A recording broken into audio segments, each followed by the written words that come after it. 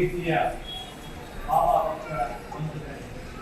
ಎಲ್ಲರಿಗೂ ಕೂಡ ಆಯುಧ ಆರೋಗ್ಯವನ್ನ, ಐಶ್ವರ್ಯವನ್ನ, ಸುಖ ಸಂಪತ್ತನ್ನ ವಿರಾಜಮಾನವಾಗಿ ಶೋಭಾಯಮಾನವಾಗಿ ಯಾರು ಜೀವಿಸಿದಾರೂ ಕೂಡ ಆ ಭಗವನ್ನಿಯನ್ನ ನೋಡಲಿ. ಅಂದ್ರೆ ಇಲ್ಲಿ ನಾವೇ ಒಂದು ಗ್ರಹ, ಅಲ್ಲಿರುವುದು ವಿಗ್ರಹ. ನಾವೊಂದು ಗ್ರಹ, ಒಳಗಿರುವುದು ವಿಗ್ರಹ. ನಮ್ಮ ಜೀವನ ಪೂರ್ತಿ ಕರಕರ ಆಗಬಾರದು ನೋಡಿ ಬಾಬಾ ಅನುಗ್ರಹ.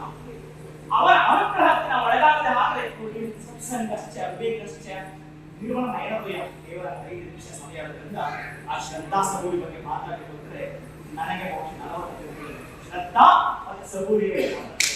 ಯಾಕಂದ್ರೆ ನಮಗೂ ಒಬ್ಬ ಮಾಲಿಕ್ ಬೇಕಾಗಿ ಅಂತ ಹೇಳಿದ್ದಾರೆ. ಹಾಗಾಗಿ ನಾನು ನೇಗಿರುವ ವಿಷಯಕ್ಕೆ ಬಂದಿರುತ್ತೇನೆ. ಸಾಧರು, ಸಂತರು, ವಚನಕಾರರು, ನಿಜಾಂಗಿಗಳು, ನಿರಂತರ ಚಿತ್ತರು, ನೀತಿ ಮಾರ್ಗರು,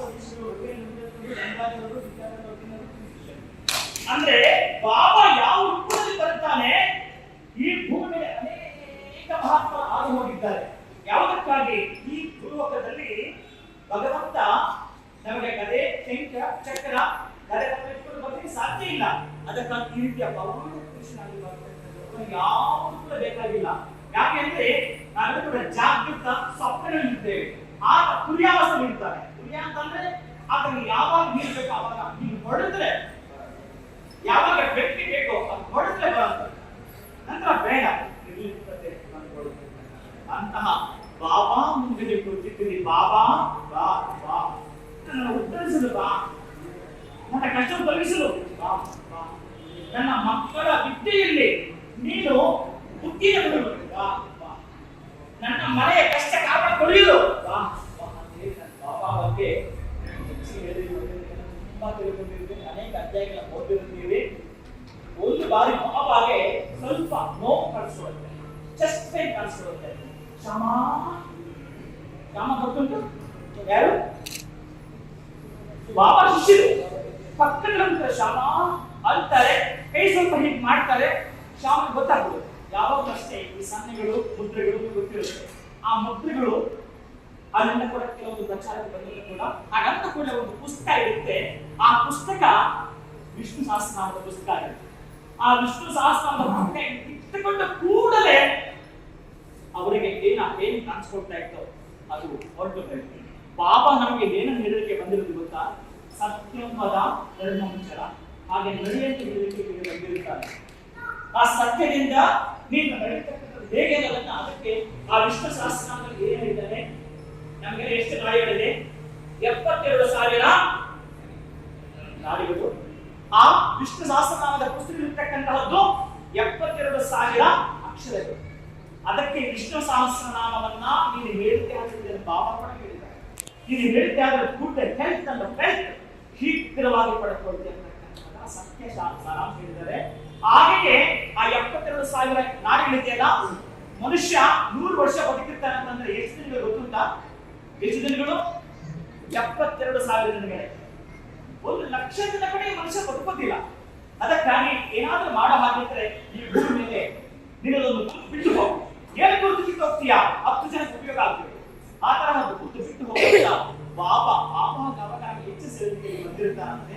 ಅಂತಹ 72,000 ದಿನ ಒಂದ್ಸಲ ಕೌಂಟ್ ಮಾಡ್ಕೊಂಡು ಬಿಡೋಣ. ಕೊನೆಯದಾಗಿ ಬಾಬಾ ಆಶೀರ್ವಾದ ಹೇಳ್ತಾ ಸಂಕಲ್ಪ ಆಗಿರ್ತಕ್ಕಂಥದ್ದು ಭಗವಂತನ ನಿಯಮಾನುಸಾರವಾದ ರೂಪ ಸ್ವರೂಪ ವೃತ್ತಿಗಳೇ ವಿಶೇಷ. ಆತ ಸರ್ವಾತ್ಮ ಚೈತನ್ಯ ರೂಪಿ. ದೇಹೇಂದ್ರಿಯ ಅಂತಃಕರಣಗಳೆಲ್ಲ ಆತನ ಅಧೀನ. ಆತನಿಂದಲೇ ಕಲ್ಯಾಣ, ಆತನಿಂದಲೇ ಸಂಪದಾನುಗ್ರಹ, ಸಮಸ್ತ ವ್ಯವಹಾರ, ಪರಮೋಪಚಾರ, ಸಂಪೂರ್ಣ ಭೋಗಗಳಿಗೆ ಆತನೇ ಕಾರಣೀಭೂತ. ಅತಿ ಸಮಗ್ರ, ಅತಿ ಪ್ರಿಯವಾದ ಸಮಸ್ತವೆಲ್ಲ ಅತ್ಯಂತ ಭಕ್ತಿಯಿಂದ ಆತನಿಗೆ ಸಮರ್ಪಿಸೋಣ, ಆತನನ್ನೇ ಆರಾಧಿಸೋಣ, ಆತನನ್ನೇ ಪೂಜಿಸೋಣ. ಯಾಕಂತಂದ್ರೆ ಗುರು ಬ್ರಹ್ಮ, ಗುರು ವಿಷ್ಣು, ಗುರುದೇವ ಮಹೇಶ್ವರ, ಗುರು ಸಾಕ್ಷಾತ್ ಪರಬ್ರಹ್ಮ, ತಸ್ಮೈ ಶ್ರೀ ಗುರುವೇ ನಮಃ. ಗುರುವಿನ ರೂಪದಲ್ಲಿ ಬಾಬಾ ಬಂದಿರತಕ್ಕಂಥದ್ರಿಂದ ಧನಕಾರಕ, ಯೋಗಕಾರಕ, ಕಲ್ಯಾಣಕಾರಕ, ಪುತ್ರಕಾರಕ, ಏನೆಲ್ಲ ಕಾರಕಗಳಿದೆಯೋ ಅವನೇ ವಹಿಸಿಕೊಂಡಿರ್ತಾನೆ. ಅಂತಹ ಯೋಗಗಳು ಯಾರು ಕೊಡ್ತಾನೆ ಅಂತಂದ್ರೆ ಅವನ ಸದ್ಭಕ್ತರಿಗೆ ಮಂತ್ರ ಹೇಳಿಕೊಡ್ತಾ ಇದ್ದಾರೆ. ದುರ್ಜನರು ಸಜ್ಜನರಾಗಲಿ, ಸಜ್ಜನರು ಮತ್ತಷ್ಟು ಶೋಭಿಸಲಿ. 2 ಪಾದದ ಪ್ರಾಣಿಯು, 4 ಪಾದದ ಪ್ರಾಣಿಯು ಮಂಗಳವಾಗಿಯೂ ಸನ್ಮಂಗಳ ಉಂಟಾಗಲಿ ಏನ್ ಹೇಳುವಂತಂದ್ರೆ, ನಮಗೆಲ್ಲ ಕೂಡ 100 ವರ್ಷ ಆಯಸ್ಸು. ಹೌದಾ? 100 ವರ್ಷ ಆಯಸ್ಸು ಗ್ಯಾರಂಟಿ ಕಾರ್ಡ್. ಒಂದು ಟಿವಿ ತಗೊಂಡ್ರೆ, ಒಂದು ರೇಷನ್ ಗ್ಯಾರಂಟಿ ಕಾರ್ಡ್ ಕೊಡ್ತಾರೆ. ನಮ್ಮ ದೇಹ ಗ್ಯಾರಂಟಿ ಇಲ್ಲ. ಬಾಬಾ ಹೇಳೋದು ಏನ್ ಗೊತ್ತುಂಟಾ? 100 ವರ್ಷದ ದಿನಗಳನ್ನು ಹೇಗೆ ಉಪಯೋಗ ಮಾಡ್ಕೊಳ್ತೀಯಾ? 50 ವರ್ಷ ನಾನು ಗೊತ್ತಿಲ್ಲ ನಿದ್ದೆ ಮಾಡ್ತೀವಿ, 50 ವರ್ಷ ರಾತ್ರಿ ನಾವು ಸಣ್ಣ ನಿದ್ದೆ ಮಾಡ್ತೀವಿ. ಇಷ್ಟಿದೆ 50 ವರ್ಷ ಹಗಲುಗಳಿದೆ. ಆ 50 ವರ್ಷ ಹಗಲುಗಳು ಅದು ಆ ಮಗು. ಆ ಮಗುವಿಗೆ ಆಟ ಬೇಕು, ಅದ್ರ ಜೊತೆಗೆ ಪಾಠ ಬೇಕು. ಆಟ ಪ್ಲಸ್ ಪಾಠಕ್ಕೆ 50 ವರ್ಷ ಹಗಲಲ್ಲಿ ನೀವು 20 ವರ್ಷ ತೆಗೆದಿದ್ದೀರಿ. ಎಷ್ಟಿದೆ ತಾಯಿ? 30 ವರ್ಷ. 50 ವರ್ಷ ಹಗಲಲ್ಲಿ ಕೇವಲ 2 ನಿಮಿಷ ನಾನು ಮುಗಿಸ್ತಾ ಇದ್ದೀನಿ. 50 ವರ್ಷ ನಾವು ಚೆನ್ನಾಗಿ ನಿದ್ದೆ ಮಾಡಿದ್ದೀವಿ. ಇನ್ನು 50 ವರ್ಷ ಹಗಲಲ್ಲಿ ಕೇವಲ 20 ವರ್ಷ ಆಟ ಪ್ಲಸ್ ಪಾಠ ಅದನ್ನ ಅನುಭವಿಸಿದ್ದೀವಿ. ಆಟ ಪಾಠಕ್ಕೆ ಬಿಟ್ಕೊಟ್ರೆ ಇನ್ನು 30 ವರ್ಷ ಇದೆ. ಆ 30 ವರ್ಷದಲ್ಲಿ ನೀನು ವಿದ್ಯಾಭ್ಯಾಸವನ್ನು ಪೂರೈಸಿದೀಯಾ? ಉದ್ಯೋಗದ ಹುಡುಕಾಟ, ಇಂಟರ್ಫೇರ್ ಮತ್ತೊಂದು ಅಟೆಂಡ್ ಮಾಡು. ಉದ್ಯೋಗ ಮತ್ತು ವಿವಾಹ ಇದೆರಡಕ್ಕೂ ಕೂಡ 10 ವರ್ಷ ಬಿಟ್ಕೊಟ್ರೆ ಎಷ್ಟು ಉಳಿದಿದೆ? ಕೇವಲ 20 ವರ್ಷ. ಆ 20 ವರ್ಷದಲ್ಲಿ ನೀವು ಯಾರನ್ನಾದ್ರೂ ನೋಡಿ ಮನೆ ಕಟ್ಟಬೇಕಾದ್ರೆ 40 ವರ್ಷದ ಮೇಲೆ ಪಡಿಪಾಟಲು ಪಡ್ತಿರ್ತಾರೆ. ಅಂತಹ ಪಡಿಪಾಟಲಿಗೆ ಸಹಾಯ ಮಾಡ್ತಕ್ಕಂಥವ್ರು ಬಾಬಾ ಆದ್ದರಿಂದ ಬಹಳ ಪ್ರಮುಖವಾಗಿರ್ತಕ್ಕಂಥವನ್ನ ಹೇಳ್ತಾ ಬರ್ತಿದ್ದಾನೆ. ಅಂತಹ 10 ವರ್ಷ ಬಿಟ್ಟರೆ ಇನ್ನು ಕೇವಲ 10 ವರ್ಷ ಉಳಿದಿದೆ. ಇನ್ನ ಸಣ್ಣ ಮಗುವಿನಿಂದ ಹಿಡಿದು 8 ವರ್ಷದ ಮಗುವಿನಿಂದ ಹಿಡಿದು 80 ವರ್ಷದ ತನಕ ಕಾಡ್ತಾ ಇರ್ತಕ್ಕಂಥದ್ದು ಡಯಾಬಿಟಿಸ್, ಶರಬೇಗರನ್ನ ನಟಿಸ್ಕೊಂಡು ಬರ್ತಕ್ಕಂಥ ರೋಗ. ಬೇಕಾದಷ್ಟು ಮನೆಯಲ್ಲಿ ಮೊದಲು ಪದಾರ್ಥಗಳಿದೆ, ತಿನ್ನಕ್ಕೆ ಮಧುಮೇಹ ಅಡ್ಡ ಬರ್ತಾ ಇದೆ. ಅವರ ಕೃಪೆ ಆವಾಗಲೂ ಹೋಗಬೇಕಾದ್ರೆ ಏನು ಹೇಳ್ತಾರೆ ಗೊತ್ತಿಲ್ಲ. ಬಾಬಾ ಹೇಳ್ತಕ್ಕಂಥದ್ದು ಪ್ರತಿನಿತ್ಯವೂ ಕೂಡ ನನ್ನ ನಾಮ ಒಂದು ಹೇಳಿಬಿಡು, ನಾನು ನಿನ್ನ ನೋಡಿಕೊಳ್ತೇನೆ, ನನ್ನ ನಾಮ ಒಂದು ಹೇಳ್ಬಿಡು, ನಾನು ನಿನ್ನ ನೋಡಿಕೊಳ್ತೇನೆ ಅಂತ ಹೇಳ್ತಕ್ಕಂಥ ನೀನು ಪ್ರಪಾತಕ್ಕೆ ಬಿಟ್ಟು ಹೋಗೋ, ನೀನು ನರಕಕ್ಕೆ ಹೋಗುವ ಸಂದರ್ಭದಲ್ಲೂ ಕೂಡ ನನ್ನ ನಾಮ ಉಚ್ಚಾರ ಮಾಡು, ನಾನು ನಿನ್ನ ನೋಡಿಕೊಳ್ತೇನೆ ಅಂತ ಹೇಳ್ತಕ್ಕಂತಹ ಬಾಬಾ ಬಗ್ಗೆ ಕೊನೆಯದಾಗಿ ಎಷ್ಟು ವರ್ಷಗಳು ನಮಗೆ ಸಿಗುತ್ತೆ ಅಂತಂದ್ರೆ ಎಲ್ಲರೂ ಕೂಡ ವೇಸ್ಟ್ ಮಾಡ್ತಾ ಮಾಡ್ತಾ ಈ ಭೂಮಿಗೆ ಯಾರು ಬಂದಿರ್ತೀವೋ ನಮಗೆಲ್ಲರೂ ಕೂಡ 3 ವರ್ಷ ಸಿಗುತ್ತೆ. ಒಳ್ಳೆಯದಿಲ್ಲ. ನೀವು ಮನೆಗೆ ಯುಗಾದಿ ಮತ್ತು ಕೊರೋನಾ ಕಟ್ಟಿದ್ದು, ಇಬ್ಬರಿಗೆ ಊಟ ಬಡಿಸಿದ್ದು, ಯಾರಿಗಾದ್ರೂ ದಾನ ಮಾಡಿದ್ದು, ಮತ್ತೊಬ್ಬರಿಗೆ ವಸ್ತ್ರ ಕೊಟ್ಟಿದ್ದು, ನೀವು ಟ್ಯೂಷನ್ ಮಾಡಿ ಪಾಠ ಹೇಳ್ಕೊಟ್ಟಿದ್ದು, ಇನ್ನೊಬ್ಬರಿಗೆ ರಕ್ತದಾನ ಮಾಡಿದ್ದು ಎಲ್ಲವೂ ಸೇರಿ ಕೂಡ 24 ಇಂಟು ಕೌಂಟ್ ಮಾಡಿದ್ರೆ 3 ವರ್ಷಗಳು ಮಾತ್ರ. ಇವತ್ತು ಕೂತಿದ್ದೀರಲ್ಲ, ಇದು ಆ 3 ವರ್ಷದ ಆಡ್ ಆಗುತ್ತೆ. ಇನ್ನೊಂದು ಎಕ್ಸಾಮ್ ಸೆಂಟರ್ ನೀವು ವರ್ಷ ಪೂರ್ತಿ ಓದಿದ್ರೆ ಒಬ್ಬ ವಿದ್ಯಾರ್ಥಿ ಅವನ ಬಂಡವಾಳ ಕೇವಲ ಆದ್ಮೇಲೆ ಗೊತ್ತಾಗುತ್ತೆ. ಹಾಗೆ ನಮ್ಮ ಬಂಡವಾಳ ಗೊತ್ತಾಗುತ್ತೆ ದಿನ ಅಂತ ಹೇಳ್ತಾನೆ. ಅಂತಹ ದಿನದಲ್ಲಿ ಈ ಸುಭುಕ್ಷರಾದ ಫಲವನ್ನ ಪಡೆದುಕೊಳ್ಳೋದೇ ಆದರೆ ಎಲ್ಲಿಗೆ ತರ್ತಾ ಇದ್ದಾರೆ ಅಂತಂದ್ರೆ, ಇನ್ನ 3 ವರ್ಷವನ್ನ ಎಲ್ಲಿಗೆ ತರ್ತಾನೆ?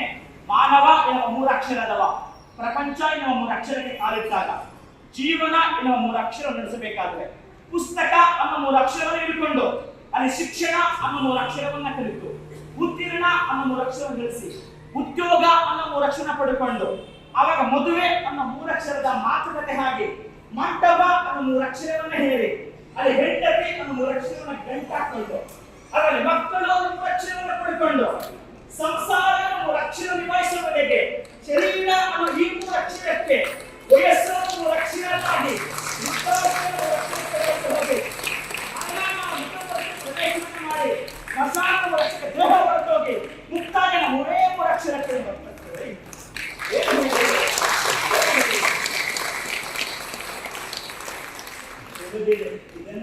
ಇದನ್ನೇ ನೀವು ಶಿರಡಿ ಅನ್ನೋ ಮೂರಕ್ಷರಕ್ಕೆ ತಾವು ಬಂದಿದ್ದೀರಿ.